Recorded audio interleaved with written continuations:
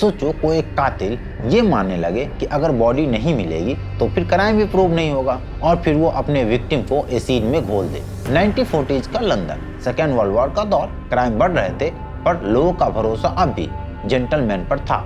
John देखने में एक चार्म वाला आदमी था, वेल ड्रेस्ड, सॉफ्ट स्पोकन और हमेशा अपने बिजनेस डील की बात करता हुआ, पर उसके अंदर छिपा था एक कैलकुलेटिव किलर। जॉन लोगों को इन्वेस्टमेंट के बहाने अपने वर्कशॉप में बुलाता था। सर, मैं आपका पैसा डबल करवा सकता हूँ। लोग भरोसा करते, उसके साथ जाते और वहीं उनका लास्ट डे होता। आप सोच रहे होंगे वो बॉडी के साथ क्या करता था?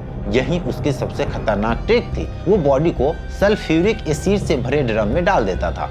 24 घंटे में फ्लेश और हड्डियां तक डिजॉल्व हो जाती थी। फिर वो लिक्विड को नाले में बहा देता, लिटरली इंसान को मिट्टी में मिला देता। उसका फॉर्मूला सिंपल था, no body, no evidence, no crime. 1949 में पुलिस को एक मिसिंग कपल डॉक्टर एर्चिबाल्ड और रोज की तलाश थी। उसकी कार जॉन के पास मिली। जब ऑफिसर्स उसके वेयर हाउस पहुंचे तो फ्लोर पर एक गाढ़ा ब्राउन स्लज और एक डेंट्यूर यानी कि दांत मिला। फॉरेंसिक टेस्ट में साबित हुआ कि ये ह्यूमन के रिमेन है। अब आप ये सोच रहे होंगे कि उसने कॉन्फेस किया या फिर डिनाई।